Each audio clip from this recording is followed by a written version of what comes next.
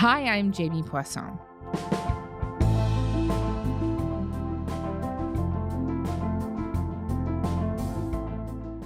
The LA Dodgers' Shohei Ohtani is the biggest star in baseball.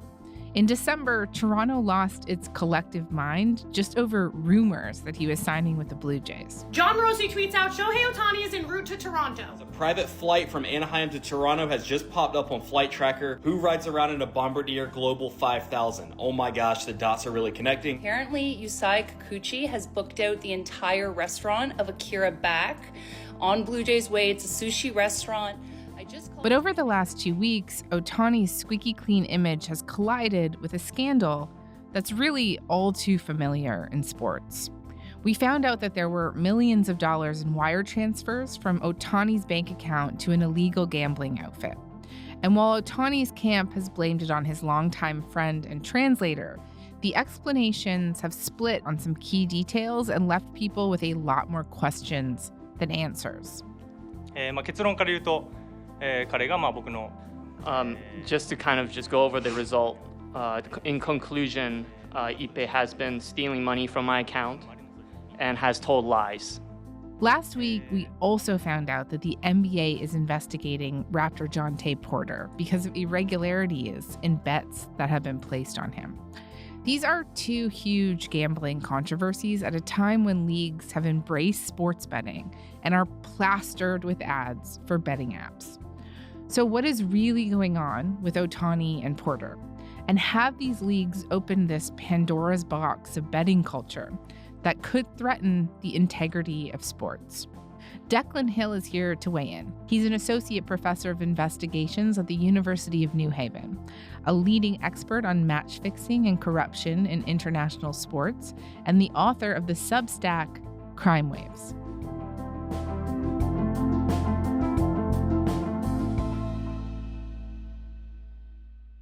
Declan, hey, thank you so much for coming on to Front Burner. It's a pleasure. It's an honor. Thank you so much. So I'm hoping we can actually start with why the Shohei Ohtani scandal is such a big deal, even beyond him just being this ridiculously good baseball player. Why are he and his famously clean image so important to Major League Baseball right now? Well, because baseball's dying. I mean, baseball is the sport of the elderly in North America. It used to be America's pastime. It used to be, apple pie and mom and baseball, but that's really been supplanted by a whole bunch of things, including esports with the younger generation. And baseball has slowly killed itself off. So they've responded, they being the Major League Baseball officials, by two ways. One is by trying to expand globally, specifically into Japan, South Korea, and China. Mm-hmm. Two, they've sold off everything that moves in baseball to bookmakers and gambling companies. And they're trying to really revenue generate by turning it over to gamblers.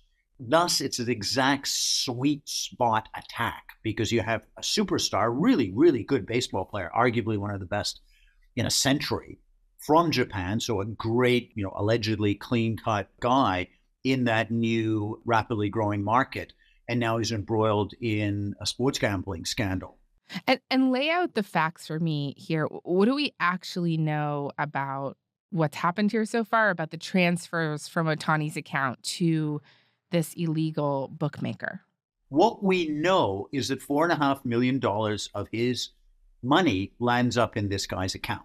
That's the statement of fact. Then there have been a version of official stories. I don't know how many official stories we've had.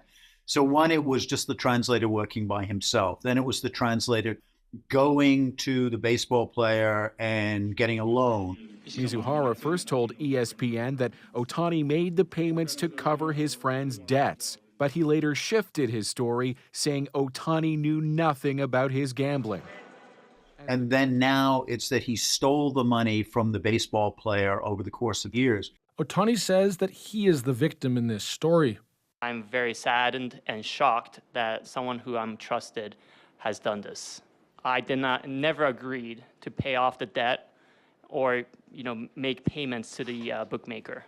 Which begs two firings. First, the translators got to go. And then second of all, anyone connected with his finances has to be fired because you didn't notice over 2 years that $4.5 million was going from your client's accounts. Mm-hmm. Like, a whole bunch of people have to be fired.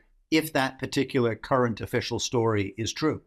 So as you mentioned, there's lots of details that we still don't know. As an expert, though, I'm curious, like, what questions have these explanations left you with? So many. I mean, it's difficult to go through them because there's just so many. For a start, which story is true? You know, what kind of steps is the league doing about addiction, about access? The illegal bookmaker was supposed to have met the quote translator in a team hotel in a poker game with other players.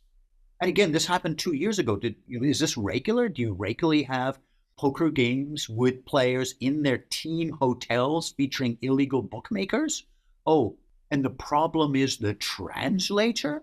Like, hundreds of thousands of our listeners are falling out of their chairs laughing now. Like, this story is so weird that somebody has to investigate it properly, or they have to change their story yet again.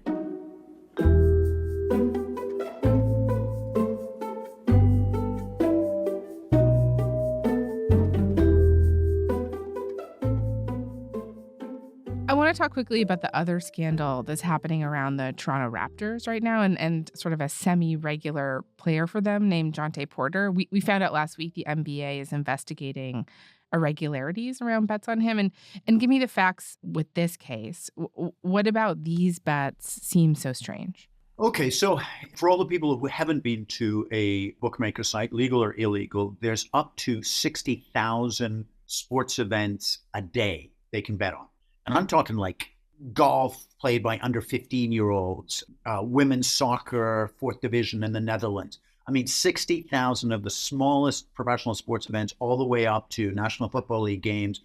But within those games, you can bet on up to 20,000 different points, data points. So in cricket, for example, you can bet on whether the umpire is wearing a hat or not. Mm-hmm. So what was concerning was that you can now bet on people's underperformance, whether they will perform less well than they usually do.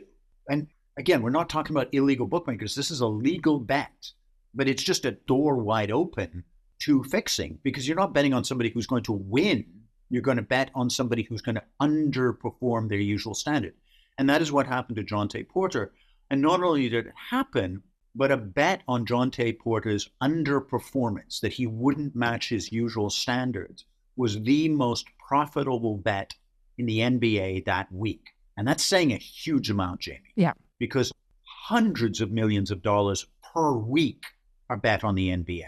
So if he's like the most profitable bet, and I'm not saying that he was connected with this, but it is clear and extremely curious that on January 26th, this occurred. And then exactly the same thing happened on March 20th. So you could kind of see maybe what might happen maybe once, but twice. And it also indicates that not only did this bet occur, but there was a lot of money placed on it, i.e. a lot more money than usual. So these are red flags in the betting monitoring industry, significantly higher than usual profits, so that someone somewhere knew something. Whether it was an entourage or maybe Jontay Porter had gone to the hairdresser and said, I'm not feeling great. Bam, somebody's on the mobile phone doing those bets saying, hey, I've just had Jontay Porter. And those are the kind of things that can happen. Players, along with all league employees, are prohibited from betting on any NBA events. That's including, of course, prop bets. Tim Legler back here with us. Right. And I guess I'll just note here that, the Raptors, the NBA, and Porter have all been really tight-lipped about this. But Porter's brother did speak out. He said he loves basketball too much to get involved with gambling and risk his career. But obviously, this is the subject of an investigation right now.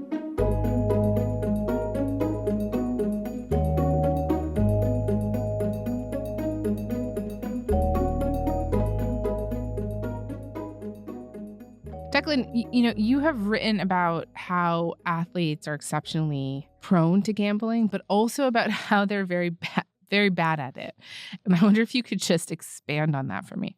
Yeah. So key fact number one, sports gambling is addictive, hugely addictive. Gambling has changed since an older demographic like, a wizened Declan Hill new gambling in the 20s. In that case, I would have had to go to a racetrack. I would have had to go to a casino. I would have had to find an illegal bookie at the back of some bar. And we would have had to have some human interaction where I take cash and place it down in front of them and they give me chips or something. So there was a human interaction that in some way would have checked and slightly slowed down my potential gambling addiction. Now, with mobile phones, gamblers and potential gambling addicts are walking around with the equivalent of a bar in their back pocket for an alcoholic. It's just there. And all you're doing when you're placing bets is you're just clicking buttons. And it's built in. They social engineer these gambling sites, again, legal and or illegal, to make them deeply addictive. There's research coming out of Sweden that recognizes that this new form of, quote, frictionless gambling is up there with heroin in terms of addictive qualities or capacities. And it's particularly addictive for one demographic, and that is young males between the ages of 14 and 35. And I'm not misspeaking there. There is now well over 55,000 teenage pathological gamblers, i.e. teenage gambling addicts in the United Kingdom. You know, basically, if you took the Sky Dome in Toronto and you could fill it up with young teenagers between 14 and 18, that would be the number of addicts. But the gambling researchers unconnected with the bookmakers say the figure is far, far higher, 3-4 times higher than that. And it's all because of this frictionless gambling, that pushing and pushing and pushing. Inside that critical target demographic of young males between the ages of 14 and 35, athletes are particularly susceptible to gambling addiction for a couple of reasons. One is that, again, the sport, like gambling, has changed dramatically in the last 15, 20 years. Again, back in my day, you know, when I played soccer and all my sports, it was frequent that we would go out for beers afterwards. If you were a high-level athlete in any professional sport now, alcohol is almost impossible to drink at any level because the demands on these guys are just so high. It's just cigarette smoking is very, very rare. Much more is the figure of, you know, say a Tom Brady who's now embracing, I don't know, whatever he's embracing this week, veganism, yoga, whatever. That's the lifestyle of a professional athlete now, is incredible consciousness on their physical body. So they still have the same amount of stress. They still have tens of thousands, hundreds of thousands of people screaming at them if they don't perform their job well. So they have to handle that stress. And what they do is they turn to gambling and gaming. And this is the new addiction. This is the really powerful addiction that very, very few people in the sports media are talking about. That's really interesting. Here, I guess I'll just note there's restrictions, but most of the big sports leagues do let players bet on other sports as long as it's through the right channels, like legal channels. But it seems kind of intuitive that there might be something in an athlete's personality that would make it easier to get addicted to gambling, right? Because what makes someone a really good athlete is like never giving up and never letting go. And don't, you know, when you're gambling, don't you have to do that often? Well, the best gamblers, many of my contacts, my professional contacts are professional gamblers. They're the 1 in 200,000 people who can actually beat a bookie over a long run. And they are absolutely the opposite of athletes. They're ice cold, emotionally constipated math nerds. They have no emotion in the game. In fact, anytime they look at a sport with any emotion, they immediately stop betting on it. They're not interested in those kind of things. They look at it as a way of beating bookies, and they just don't do it. Athletes, on the other hand, are incredibly obsessive. They, in their professional life, they can overturn odds. They are never going to give up. They're going to keep playing till the final minute, no matter what the score is. They're just, you know, they hate being beaten. To be beating them is to make sure that they go on and go on and go on. And that is a recipe. That's the carbon profile picture of a gambling addict.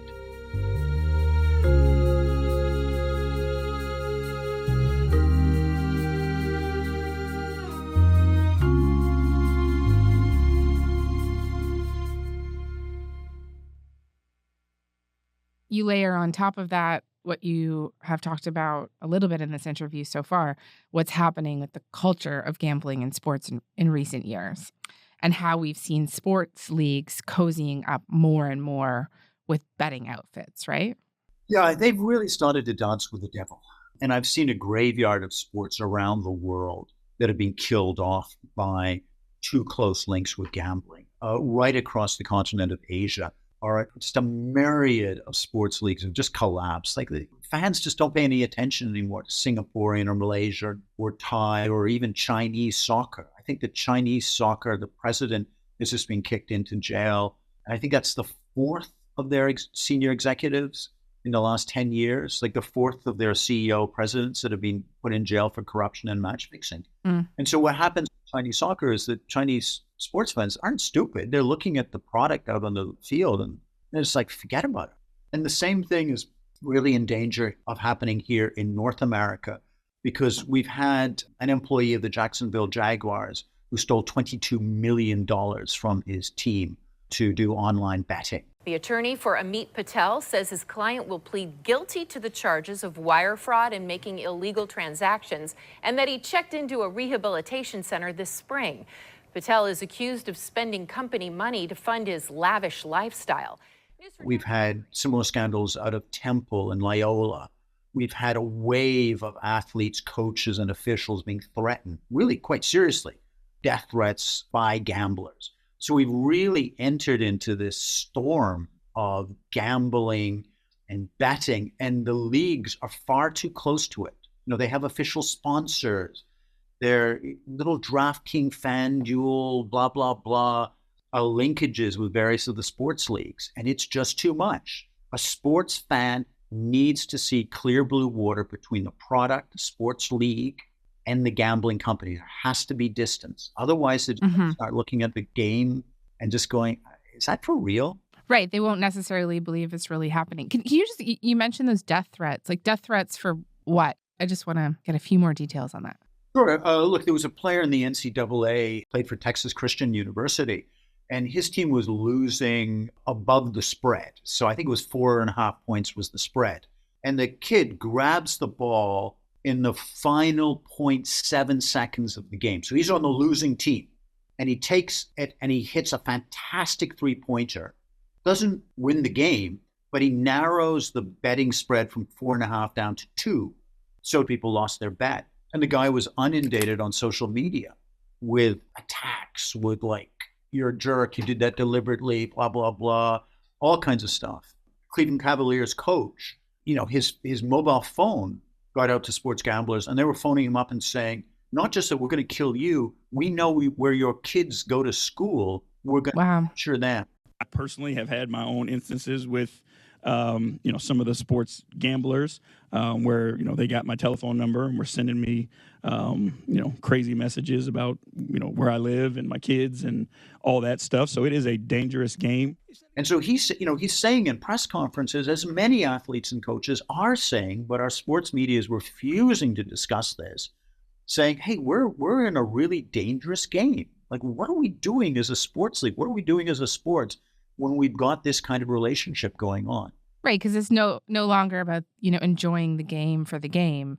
It's also so much more now about like money that's put on the game or something that may or may not happen in the game. You've referred to this as gambleization. Yeah, it's an academic term. I hate using it, but I think it's a good one. It's a fairly accurate one, so I'll throw it in. What it means is that when a sport is gradually being transformed from a sport that one enjoys and follows the narrative, follows the points, really gets caught up in the morals and ideals and or lack thereof and values of the coaches and the athletes, and starts looking at it as a vehicle for gambling, very much like horse racing. So very, very few people go to the horse races because they love horses. They go to the races because those horses are vehicles for their bets. And we're seeing the same thing now with athletes, the discussion. So I invite any of our listeners to tune in to one of the sports networks, and you'll see many of the conversations, many of the actual screen is divided up with betting lines, and people are saying, oh yeah, so-and-so's got a hamstring, that's going to the betting spread, blah, blah, blah. What, the betting spread? And that's where we're getting into. We're getting into that world where our professional sports are simply vehicles for gambling, and that is going to be a death. People are going to be looking at it going, I just don't believe this anymore. This is too much theater. I'm going to turn this off.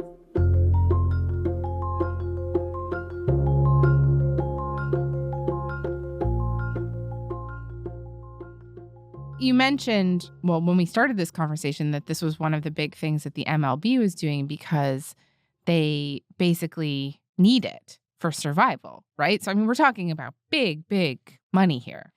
There's a lot of incentive for the leagues to want to do this. Look, there's a lot of short-term incentives for the leagues to do this. I don't think it's survival. I think they're actually jeopardizing their survival. I think they're dancing with the devil. They've made a deal with Satan, and at first it seems really good. Oh my gosh, we're going to get all this cash things. But the problem is when listeners, and this will happen to many of the listeners to this podcast, next week, next month, next season, they're going to be watching a sports event and something will happen. Whether it'll be this miraculous, fantastic play, or whether one of the brilliant sports stars makes such an obviously glaring mistake or the referee doesn't call something they should. And our listeners will go, whoa, what's happening here? What am I watching?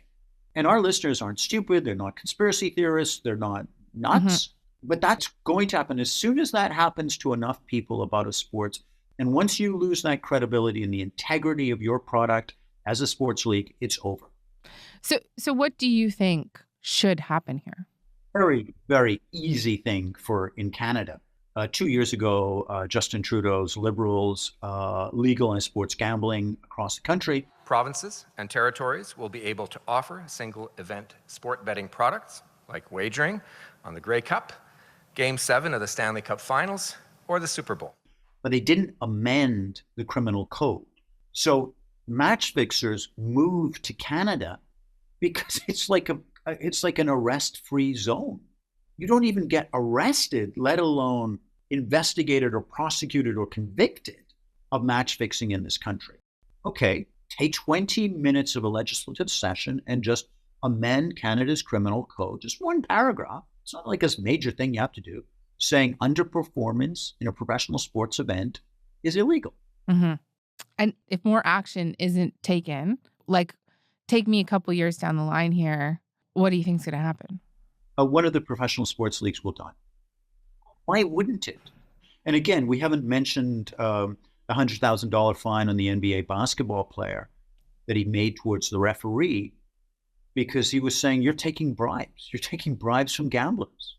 Among athletes, among players, among coaches, among officials, they're talking about this. Our listeners, they're going to pick up on this and they're going to start tuning out one of the major sports leagues. I don't know which one, but one of them is going to, if this carries on, one of them is going to be killed off. All right. Declan, thank you so much for this. This was really fascinating. Thank you. Jamie, anytime you need to discuss it, I'd be honored to come back on.